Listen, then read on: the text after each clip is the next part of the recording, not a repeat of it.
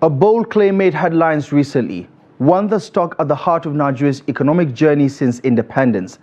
The president of the African Development Bank, Dr. Akinwumi Adesina, declared that Nigerians today are worse off than they were in 1960. In his words, Nigeria is retrogressing. He cited figures that suggested Nigeria's GDP per capita had declined from $1,847 at independence to $824 in 2024.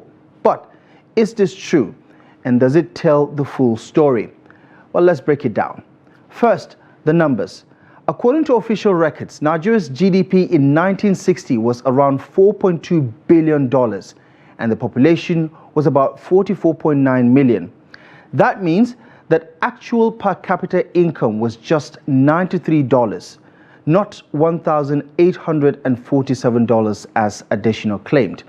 In fact, Nigeria's per capita income did not surpass $1,800 until the early 1980s during the oil boom. It peaked at $3,200 in 2014 after the economy was rebased. By 1985, 25 years after independence, GDP per capita stood at roughly $868. It rose to $2,120 by 2010 and now stands at $824, according to current estimates.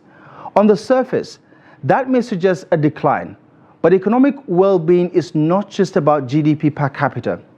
And to really understand the change in living standards, we have to take a look at what money could buy.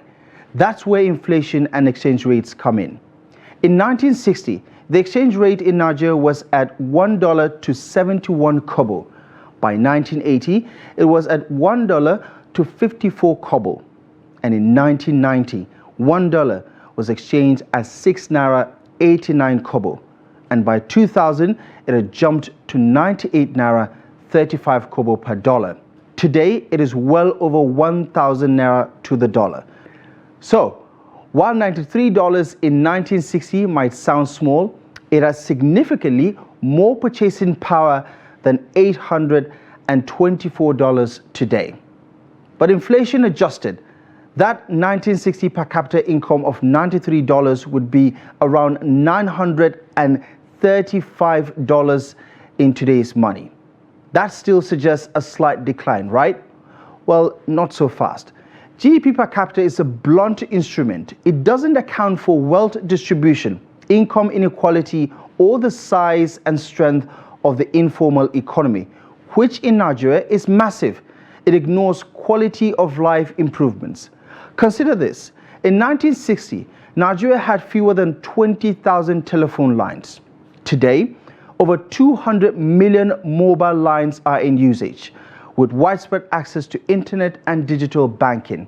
In 1960, many rural areas had no electricity, limited schools, and virtually no modern hospitals.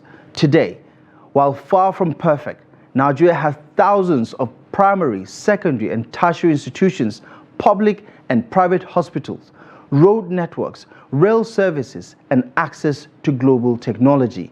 It is also worth noting that in 1999, Vodacom's consultants advised against entering the Nigerian market, citing GDP metrics that suggested Nigerians were just too poor to afford GSM services. MTN disagreed, entered the market, and now boasts of over 84 million subscribers with trillions in revenue, defying GDP-based predictions. So, are Nigerians really worse off?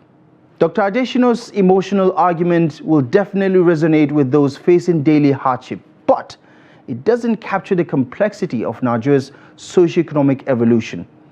The poverty rate is high. Insecurity, inflation, poor governance have stifled economic growth. According to the World Bank, 75.5% of rural Nigerians live below the poverty line. Nearly half the population lacks access to basic sanitation, and 39.4% have no electricity. But comparing today's Nigeria to that of 1960 requires more than just GDP figures. It demands a look at access, opportunity, infrastructure, and resilience. By that measure, Nigeria has made progress, albeit uneven and challenged by mismanagement and poor policy choices. Yes, poverty persists. Yes, inequality is real. But saying Nigerians are better off in 1960 when life expectancy was under 40 and basic services were nearly non-existent simply doesn't hold up to scrutiny. In the end, economic progress isn't a straight line. It certainly isn't captured by one statistic.